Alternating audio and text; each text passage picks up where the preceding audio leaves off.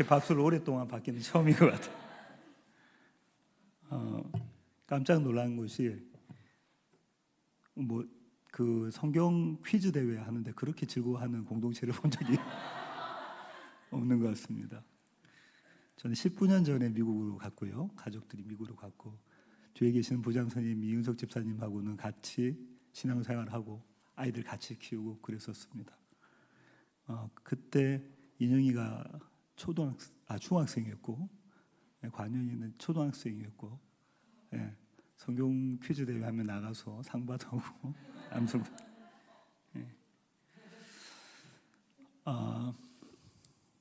찬양을 원래 참 좋아하는데 목소리가 이렇게 갈라집니다. 그래서 수술 받기 전에 담당하시는 의사 선생님이 목사님 이제는 고음이 안 나옵니다. 그래서 지금 그런 상태고요. 그래서 설교하다 보면 자꾸 물을 마실 수 있습니다. 양해 부탁드리고 민 목사님이 이 아나운서 성우 같은 목소리로 하시잖아요. 저는 늘 이렇게 갈라지는 목소리인데 좀 이해해 주셨으면 좋겠고 또 말씀이 길어질 수 있습니다. 그래서 집중해서 들어주셨으면 좋겠습니다.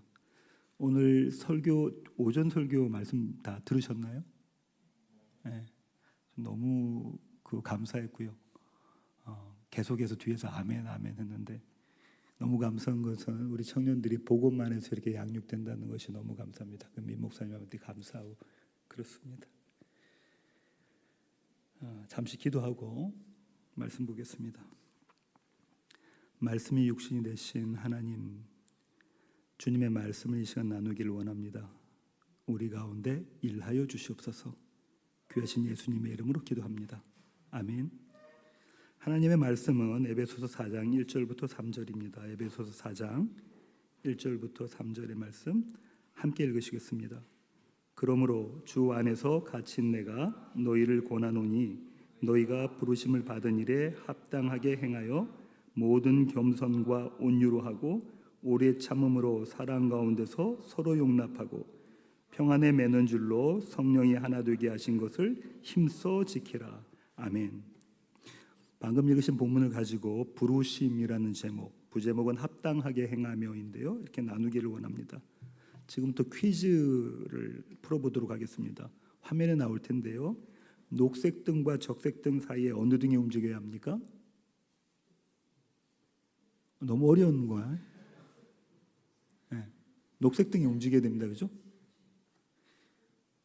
목사님이 질문하시니까 너무 어려운 수준인가 보다 이렇게 생각하지 마시고 운전을 하는 중에 다음과 같은 도로 표지판이 나왔습니다. 다음 화면입니다. 어떻게 반응해야 합니까? 앞에 뭐가 나온다는 거죠? 횡단보도가 나온다는 겁니다. 조금 더 수위를 높이겠습니다. 성도의 책임으로 맡는 것은 다음 중 무엇입니까? 주일에는 예배를 드리러 간다. 주일에 예배를 빼먹고 놀러 간다. 1번. 조금 더 높일게요. 경건한 성도로 적합한 삶의 태도는 무엇인가? 이타적으로 산다, 이기적으로 산다. 우리 다 아는 겁니다. 그죠? 지금까지 여러분이 푸신 퀴즈는 오늘 설교 부제목인 합당하게 행하라에 관한 것이에요. 합당하게라는 말에는 이미 규칙이나 기준이 포함되어 있습니다. 그런가요? 무엇에 합당하게라고 되죠. 따라서 합당하게 행하라는 것은 그 기준이나 규칙을 지키라는 거죠. 거기에 따라 행하라는 겁니다. 오늘 본문은 성도가 따라야 할 기준은 무엇이라고 하냐면요. 부르심을 받은 일, 부르심을 받은 일에 합당하게 행하라라고 말씀하고 계세요. 그러니까 부르심의 목적이 뭐라는 겁니까? 저와 여러분을 하나님께서 부르신 목적이 합당하게 살라는 거예요. 이제 우리에게 숙제가 생겼습니다. 그 숙제가 뭐냐면 그러면 하나님의 부르심이 무엇이지? 그의 합당한 행함이라는 것은 또 어떤 것이지? 이런 숙제가 생겼어요. 지금부터 이 숙제를 풀어가기를 원합니다. 오늘 본문은 무엇으로 시작하냐면 접속사 그러므로라고 시작합니다. 그죠? 아마 고등학교 때 잘 배우셨겠지만 그러므로는 인과관계를 나타냅니다. 앞에 내용이 뒤에 내용이 원인이나 근거가 될 때입니다. 그죠? 이 앞에 내용을 신학자들은 이렇게 보기도 하는데 두 가지로 봐요. 본문을 한번 펴놓으시고 성경책 갖고 계신 분들 한번 보시길 원하는데요. 3장 14절부터 21절까지가 사도가 기도한 내용으로 보기도 합니다. 그러니까 그러므로를 받는다는 거예요. 또 다른 신학자들은 이렇게 이야기합니다. 에베소서 1장부터 3장까지 1, 2, 3장 전반부가 이것이다 이렇게 보기도 해요. 대부분의 신학자는 이 후자에 동의합니다.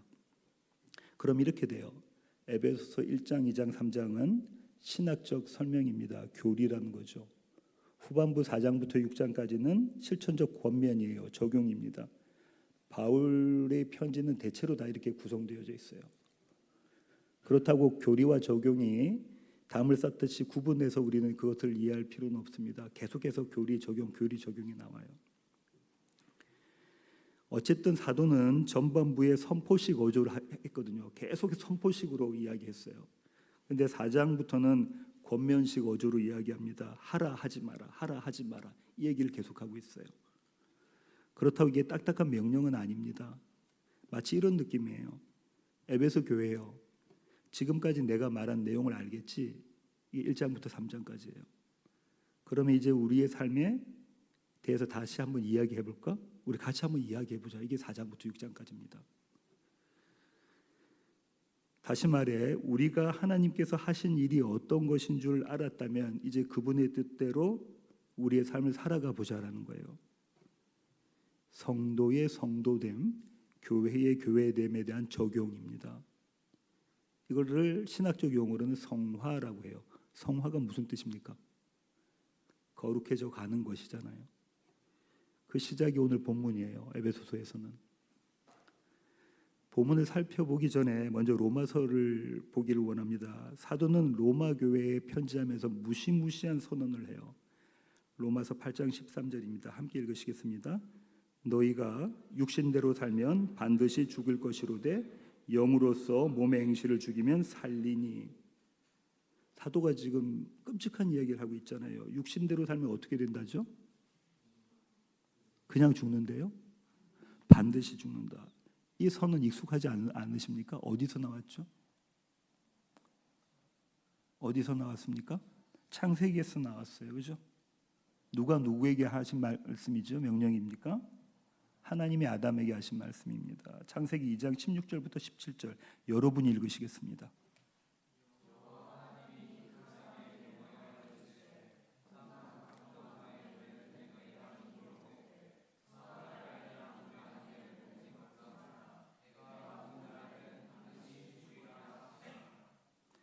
반드시 죽으리라. 정령 죽으리라. 히브리어 원어로 보면 이렇게 되어 있습니다. 무트타무트 돼 있어가지고 죽고 또 죽는다. 강조하는 거군요. 반드시 죽는다는 거예요.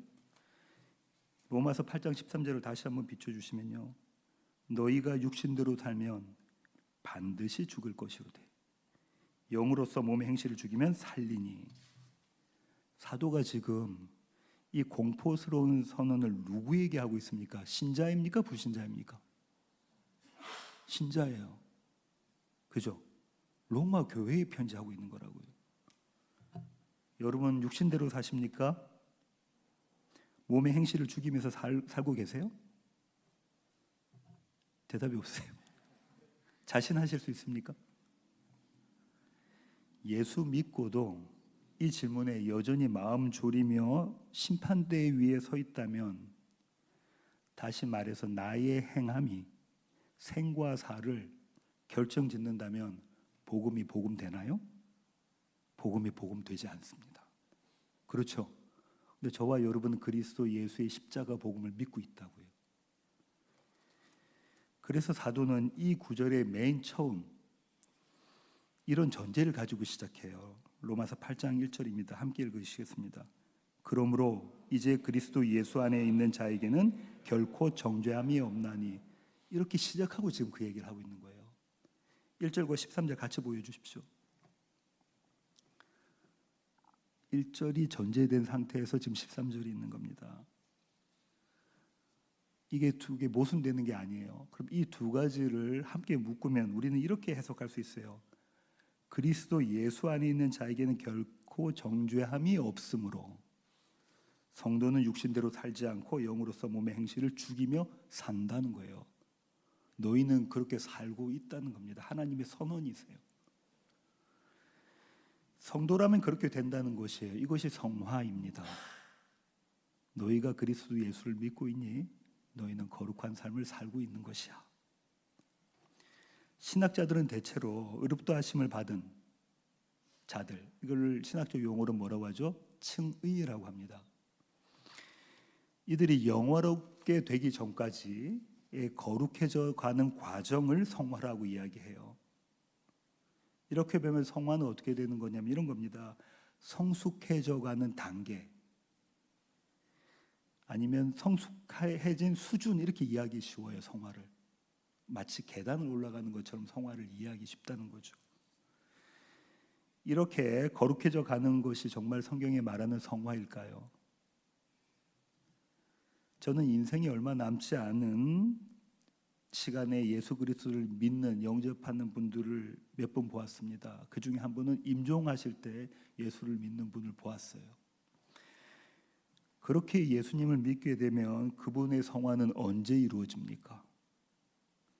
성화가 한 계단 한 계단 밟아 올라가는 것이라면, 그리고 어느 정도 수준에 올라가 있는 수준을 말하는 것이 성화라면, 삶의 마지막 순간에 예수 믿은 분은 언제 성화될 거냐고요.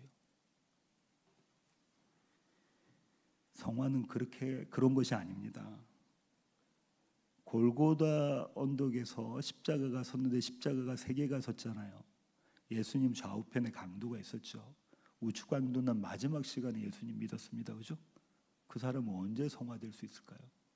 만약 신학자들이 이야기하는 성화, 그것이 그런 성경에 말하는 성화라면 가능성이 없잖아요.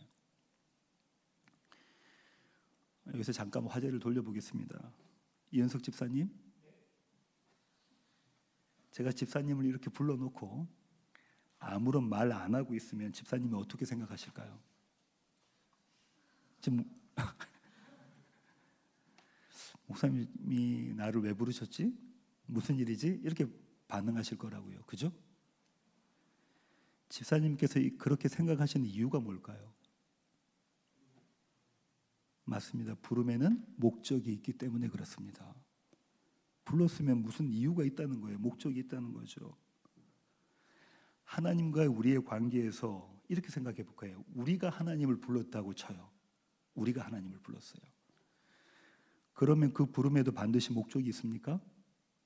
네, 목적이 있다니까요. 그 목적이 뭐냐면 대체로 이렇습니다.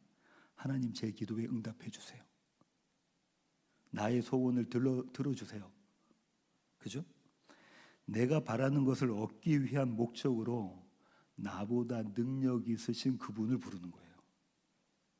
나의 원함, 나의 소원을 이루기 위해서 나보다 능력 있으신 그분을 부르는 거라고. 이렇게 되면 누가 누구의 종이 됩니까? 하나님이 저와 여러분의 종이 돼버려요. 그죠? 누구의 열심으로 소원이 이루어지죠? 저와 여러분의 열심으로 소원이 이루어지는 거예요. 그죠? 나의 원함의 성취 여부가 이렇게 됩니다. 나의 기도를 들어주시면 좋은 하나님, 나의 기도를 들어주시지 않으면 나쁜 하나님이 돼버려요. 내가 하나님을 불렀을 때는. 또 능력 있는 하나님은 내 기도를 다른 사람이 생각했을 땐 도저히 들어줄 수 없는 내 기도를 들어주시면 정말 능력 있는 하나님이 돼버리는 거예요. 세상 모든 종교의 모습이 이런 모습입니다. 나를 채우기 위한 것입니다. 나의 잘됨, 좀 더 어려운 말로 하면 자기 확장입니다. 그러나 성경은 저와 여러분이 하나님을 불렀다고 말씀하고 계시지 않아요. 하나님이 저와 여러분을 부르셨다고 합니다. 그러면 그분께 목적이 있습니까? 부르신 목적이 있는 거예요. 그 목적이 뭐냐면 에베소서 1장 4절부터 6절입니다. 제가 읽겠습니다. 곧 창세 전에 그리스도 안에서 우리를 택하사 우리로 사랑 안에서 그 앞에 거룩하고 흠이 없게 하시려고 그 기쁘신 뜻대로 우리를 예정하사 예수 그리스도로 말미암아 자기의 아들들이 되게 하셨으니 이는 그가 사랑하시는 자 안에서 우리에게 거저 주시는 바 그의 은혜의 영광을 찬송하게 하려는 것이라. 아멘이십니까? 하나님의 원하심은요, 저와 여러분이 당신 앞에서 거룩해지는 거예요. 그렇죠? 그렇게 당신의 자녀를 삼으십니다. 왜냐하면 그분이 거룩하시기 때문에 저와 여러분은 거룩해져야 돼요. 그리고 그의 영광을 찬송한다는 것은 어떤 거냐면요, 하나님의 영광은 하나님의 하나님 되심이에요. 그 하나님의 하나님 되심을 우리가 노래하는 겁니다. 그런 자들로 세우시겠다는 거예요. 누가 하신다는 겁니까? 하나님이 하신다는 거예요. 한마디로 거룩하고 의로운 자녀로 하나님 앞에서 무엇을 누리게 하시는 거냐면 생명을 누리게 하신다는 거예요. 그리스도 예수 믿으면 영원한 생명 가운데 있습니까? 대답이, 그리스도 예수를 믿으면 영원한 생명 가운데 있어요? 그 영원한 생명이, 영생이 뭡니까? 안 죽고 오래 사는 건가요? 아니면 뭐죠? 영원한 생명을 갖고 계신 분이 누구세요? 하나님의 생명을 누리는 것이 영생입니다. 그 하나님의 생명은 무엇이냐면 하나님의 성품을 누리는 거예요. 무엇 안에서? 그분의 사랑 안에서. 사랑하면 인내할 수 있습니까? 사랑하면 용서할 수 있습니까? 하나님의 생명을 누리는 모습은 사랑으로 드러납니다. 이것이 하나님이 저와 여러분을 부르신 목적이에요. 하나님을 기뻐하고 즐거워하는 것, 그분의 생명을 누리는 것. 조금 전 저는요, 성화를 오해하기 쉽다고 말씀드렸어요. 성화를 알기 위해서는 성경이 말하는 성도의 거룩함이 무엇인 줄 알아야 합니다. 성경이 말하는 저와 여러분의 거룩은 무엇입니까? 저와 여러분의 거룩이 뭐죠? 거룩은 하나님 곁에 서는 것, 하나님 편에 서 있는 것, 그것이 거룩입니다. 오늘 시간이 없어서 다 살펴보지 못하고요, 집에 돌아가시면 출애굽기 32장을 보세요. 황금 송아지 사건이 나오고요, 모세가 중재자 역할을 하고요, 그 다음에 레위인이 하나님 편에 서는 모습이 나와요. 거룩은 하나님 편에 서 있는 것입니다. 그러면 그것이 왜 거룩해지나요? 하나님과 함께 하는 것이, 그것을 통해서 저와 여러분이 어떻게 거룩해지죠? 왜 거룩해지죠? 그분이 거룩하시기 때문에 저와 여러분이 그분 곁에 서 있는 것이 거룩한 겁니다. 그분만이 거룩하시기 때문에 그분 곁에 서 있는 것, 그분 안에 있는 것이 거룩해지는 거예요. 다시 말하면 저와 여러분은 거룩을 생산해낼 수가 없어요. 우리의 의지와 우리의 능력으로는 거룩해지지 않아요. 그리스도 예수 안에 있을 때만 저와 여러분은 거룩합니다. 이렇게 생각해 볼게요. 그렇다면 저와 여러분이 거룩한 상태에 계속 있으려면 저와 여러분 무엇 해야 됩니까? 그분 안에 있어야 돼요. 그분과 함께 있어야 됩니다. 그런가요? 우리가 그분을 떠나지 않는 것이 거룩인데 그분과 함께 있는다는 것, 우리는 어떻게 해서 그분과 떠나지 않을 수 있을까요? 우리는 하나님을 떠나고 싶습니까? 안 그러세요. 저는 늘 하나님을 떠나요. 하나님을 떠난다는 것은 나의 왕됨이에요. 나의 하나님 되기. 그러지 않습니까? 이 가운데서 누군가 한 명이 해코지 조금만 하고 듣기 싫은 소리 한마디 하면 벌어가지 않으세요? 그렇지 않습니까? 우리는 그런 자들이에요. 근데 우리가 거룩하신 그분 안에 있는 것, 우리로서는 할 수 없다는 거예요. 우리는 그분을 떠나지 않으려고 하는 게 아니라 우리는 날마다 그분으로부터 떠나려고 한다니까요. 왜냐하면 나의 하나님 되기를 위해서. 근데 그분이 우리를 떠나지 않고 계시는 거예요. 그분이 우리를 붙잡아주고 계시는 거예요. 이게 은혜입니다. 왜냐하면 그분은 신실하시고 변치 않으신 분이시기 때문에 그렇습니다.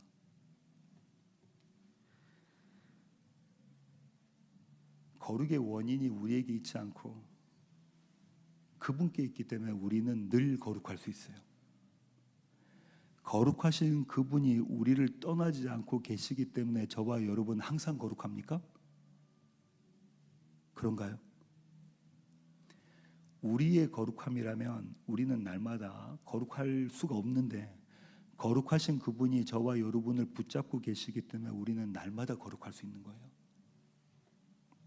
그래서 사도가 이렇게 이야기합니다. 로마서 8장 30절입니다. 함께 읽으시겠습니다.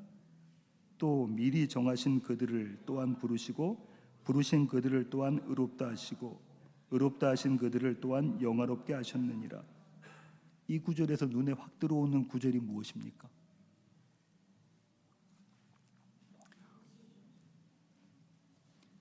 우리가 알기로는 미래형 시제일 것 같은데 이미 이것이 과거형 시제로 돼 있는 게 있어요. 그게 뭐죠? 영화롭게 하셨다. 언제 영화롭게 하셨냐면 창세전에 저와 여러분을 택하시고 부르신 그때부터 이미 우리는 그리스도 예수 안에서 영화롭게 되었다라고 선언을 해버리신 거예요. 사도는 우리가 아직 영화롭게 되지도 않았는데 이미 영화롭게 되었다고 말하고 있습니다. 여전히 육신대로 사는 우리를 하나님께서 영화롭게 하셨다고 어마어마한 선언을 하신 거예요. 이 사실을 정말로 우리가 알고 있다면 이것이 복음입니다. 사도의 이 말이 저와 여러분을 말하는 것이라면 사도는 지금 이런 겁니다. 신학적으로는 이렇게 이야기하는데요. 묵시의 세계가 있어요. 그리고 우리가 살고 있는 역사의 세계가 있습니다. 그런가요? 영혼의 세계가 있어요. 그리고 시간의 세계가 있어요. 그럼 생각해 보세요. 창세전에 주님께서 이미 저와 여러분을 거룩하게 만들으셨다면, 영화롭게 만들으셨다면 지금 저와 여러분의 모습이 영화롭지 않고 거룩해진 모습처럼 보이지 않을지라도 우리는 무엇을 살고 있는 거냐면 영원을 살고 있는 겁니다. 묵시를 살고 있는 거예요. 그러니까 영원과 묵시가 지금 저와 여러분의 삶, 오늘의 삶 가운데 침투에 들어와서 일하고 계시다는 거예요. 이것이 오늘 본문 3절에 성령이 하나 되게 하신 것입니다. 3절 다시 한번 읽어볼까요? 평안에 매는 줄로 성령이 하나 되게 하신 것을 힘써 지키라. 사도는 에베소 교회를 향해서 이렇게 말합니다. 성령이 하나 되게 하신 것을 힘써 지키라. 여기서 지키라라고 번역된 헬라어 단어의 원어적 의미는 이런 거예요. 우리가 애써서 지키는 게 아니라 이미 소유한 것을 잃어버리지 않는 것이에요. 이미 소유하고 있는 거, 이미 갖고 있는 것을 잃어버리지 않는 것입니다. 다시 말하면 너희가 이미 갖고 있는 거 꽉 붙잡고 있으라는 거예요. 이렇게 생각해 볼게요. 우리가 소유하고 있는 이것을 잃어버리지 않을 수 있는 이유는 무엇이냐면요. 하나님께서 우리에게 주신 것이기 때문에 그렇습니다. 그것은 누구도 넘볼 수가 없는 거예요. 누구도 엿볼 수가 없습니다. 저와 여러분에게 하나님께서 생명을 주시겠다고 약속하시고 생명을 주셨다면, 거룩을 주시겠다고 약속하시고 거룩을 주셨다면 이것은 누구도 빼앗아갈 수 없다는 거예요.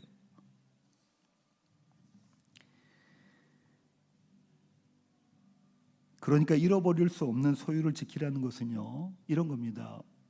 그걸 풍성히 누려라.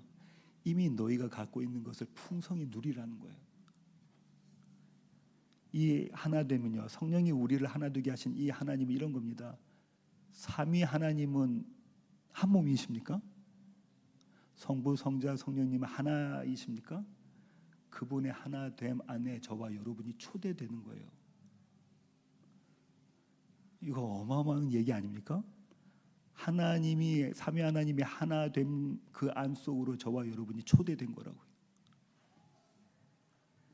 사도는 이 하나됨이 이미 성취되었다고 이야기하고 있습니다. 이것이 힘써 지키라예요.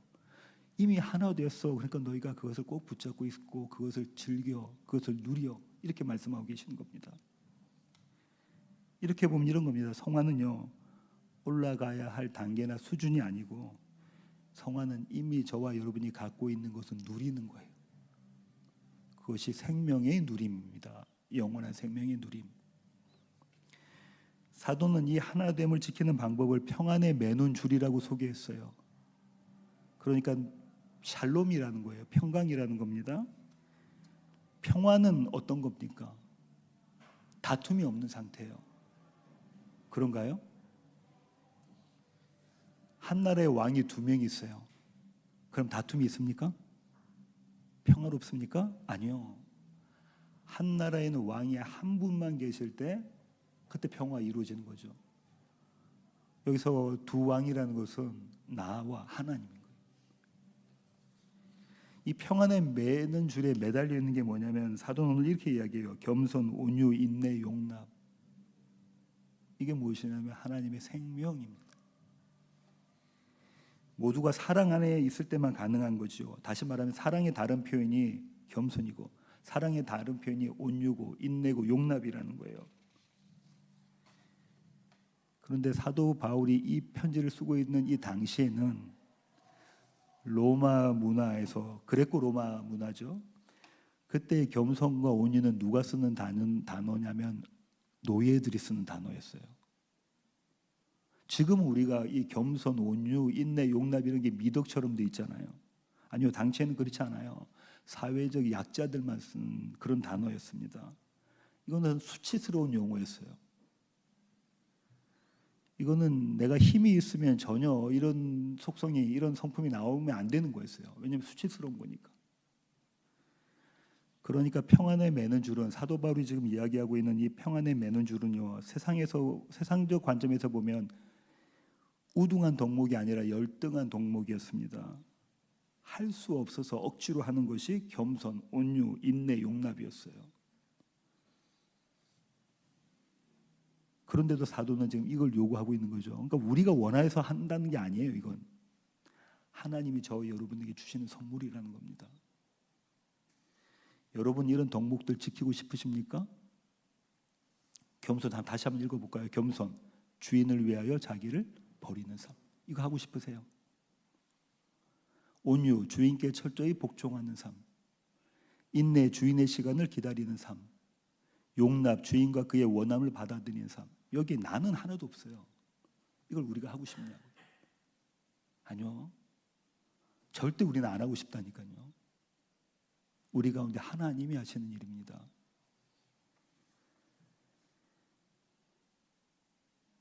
사도는 이 모든 성령의 열매들이 저와 여러분에게 이미 주어졌다라고 선포하고 있습니다. 그리고 그것을 풍성히 누리라고 이야기하고 있어요. 여기서 우리가 이 성령께서 우리에게 주신 이 성령의 열매, 다시 말하면 생명을 누리는 것이 어떤 모습으로 드러나는지 예로 들어 말씀드릴게요. 우리 가운데 아무개 청년이 있습니다. 아무개 청년.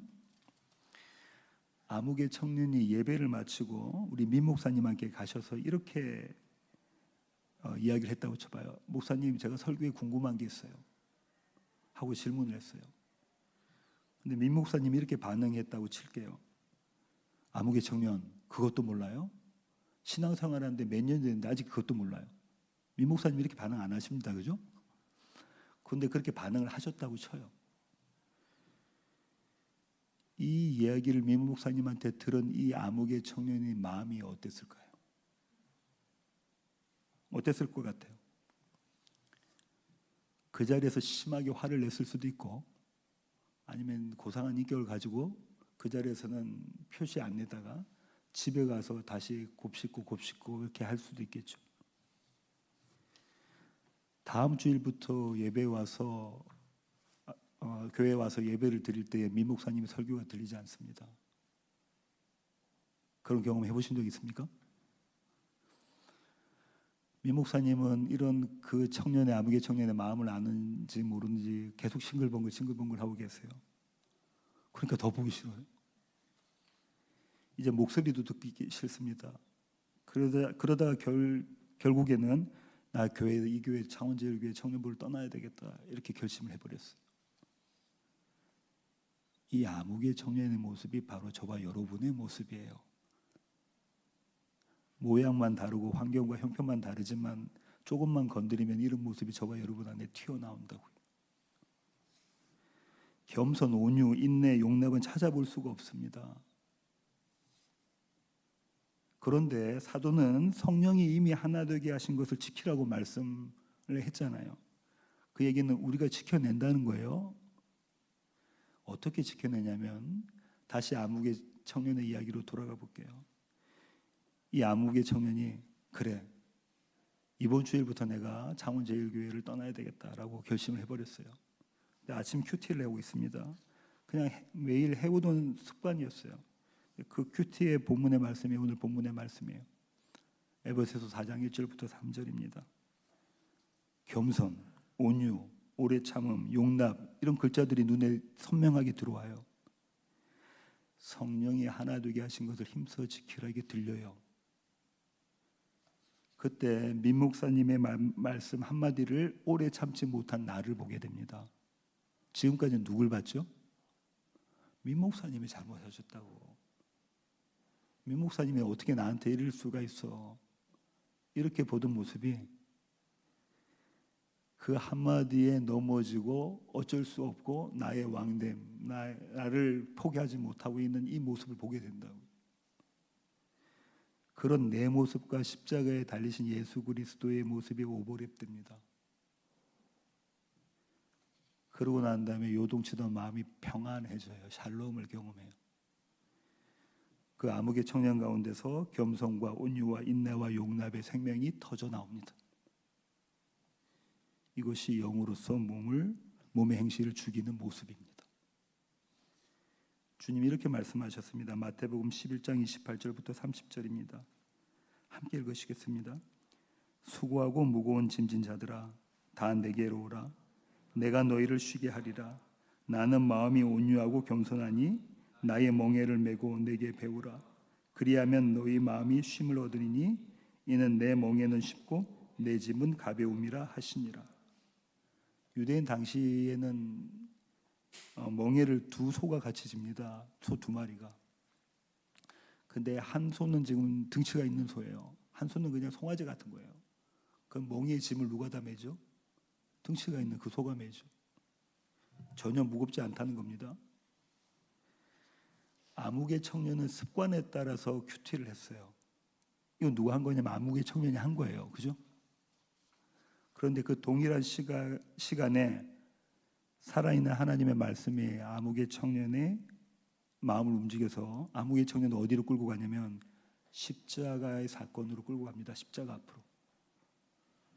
그래서 나의 어떠함을 보고 그리스도께서 나에게 이루신 일들을 볼 때, 그분의 어떠하심을 볼 때 암흑의 청년이 무엇을 누리게 되냐면 생명을 누리게 돼요. 그것이 빈무덤입니다. 부활. 상상조차 할 수 없는, 그의 실력으로는 할 수 없는 것이 그에게부터 나오는 거예요. 그것이 성령의 열매입니다. 성화는 이런 겁니다. 우리가 애써서 결단하고 결심하고 노력해서 얻어지는 것이 아니라 그리스도 예수 그분을 볼 때에 우리로부터 나오는 것이 성화예요. 성화는 거룩한 분이 나와 함께 계시기에 이미 거룩하게 된 자가 그 거룩을 경험하는 거예요. 이것이 은혜입니다.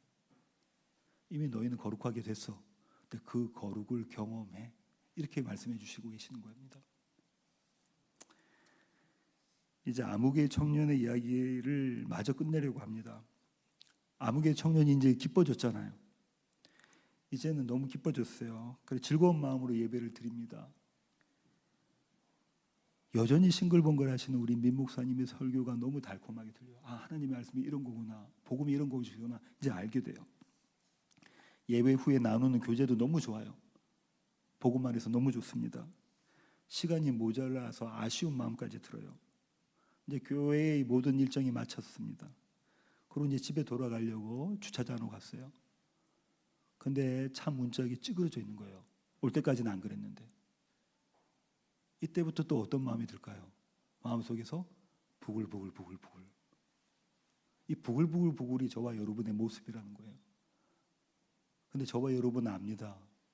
이 암흑의 청년이 그리스도 예수 안에 있으면 그 청년을 주님께서 어떻게 이끌어 가실지, 다시 십자가로, 다시 무덤을 경험하게 하시기, 나의 죽음과 그리스도의 다시 사심, 부활을 경험하게 하시는 그 자리로 또 끌고 가실 줄 우리가 알고 있다고요. 이것이 성화입니다. 우리가 얼마나 얄팍하냐면요, 이렇습니다. 목사님, 저는요, 제가 이제 청빙 받아서 부임한 지가 1년 조금 넘었거든요. 청빙 받자마자 그 첫 설교에서 제가 말씀드린 게 이런 거였어요. 예배 마치고 설교 마치고 제가 내려가서 예배를 마치고 난 다음에 성도님들 보고, 목사님 오늘 설교에 은혜 받았습니다, 이 얘기 하지 마십시오. 사람이 얼마나 간사하냐면 그때에 그 하나님께 돌려드릴 영광을 목사님 제가 다 차지한다니까요. 그러지 않겠어요? 오늘 아마 여러분 아무도 저보고 목사님 오늘 은혜 받았습니다라고 말씀 안 하실 것 같은데 표정들을 보니까 그 한마디에 하나님의 영광을 목사가 가로챕니다. 그 정도로 얄팍하다 우리의 모습이라는 것이. 모든 영광을 하나님이 받으셔야 되는 거죠. 설교 결론을 맺겠습니다. 성화는 예수님을 닮아가기 위해서 한 걸음씩 올라가는 계단이 아닙니다. 그 계단 끝에 서 계시는 분, 오직 그분만 거룩하신 그분과 함께 있는 것이 성화예요. 나를 둘러싼 관계나 상황이 조금만 나를 건드려도 못 견뎌 하는 우리입니다. 그렇죠? 저와 여러분의 모습은 그렇다니까요. 조금만 건드려도 우리는 못 견뎌 해요. 그런 우리에게 하나님의 사랑과 열심은 날마다 저와 여러분을 십자가로 끌고 가시고 빈무덤을 경험하게 하십니다. 내가 거룩해져 가는 것이 아니라 거룩하신 분이 나와 함께 하시기에 저와 여러분은 거룩합니다. 그리고 그 거룩은요, 이미 영화로운 거룩이에요. 부끄러운 구원 이런 거 하나도 없습니다. 교회에서 일 많이 안 하면 부끄러운 구원 받는다 이런 거 없어요. 그리스도 예수가 십자가에서 완전히 다 이루셨다고 하셨던 그 구원은 언제나 완성된 구원입니다. 조금도 부끄러움이 없는 완벽한 구원이시라고요. 그 거룩의 생명을 이 땅에서 먼저 맛보는 자들이 교회예요. 그 맛봄으로 인해 영원을 소망하는 자들이 저와 여러분 교회입니다. 요한계시록 마지막 장 마지막 두 구절에 마라나타가 나오잖아요. 주님 오세요. 제가 주님 오시기를 고대합니다. 이거 누구만 할 수 있는 거냐면 마침내 그날에 누릴 생명이라는 것이 어떤 것인지를 지금 오늘 이 자리에서 맛본 자만 할 수 있는 거예요. 그 영원한 생명을 맛본 자만 주님 오시옵소서 그 고백을 할 수 있습니다. 이 은혜로 오늘을 사는 우리 창원제일교회 모든 청년부가 되기를 원합니다. 기도하시겠습니다.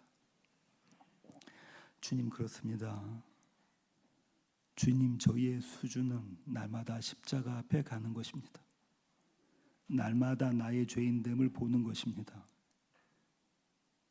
나의 어떠함을 바로 볼 때에 그리스도께서 우리에게 행하신 그 모든 일들이 은혜임을 고백할 수밖에 없습니다.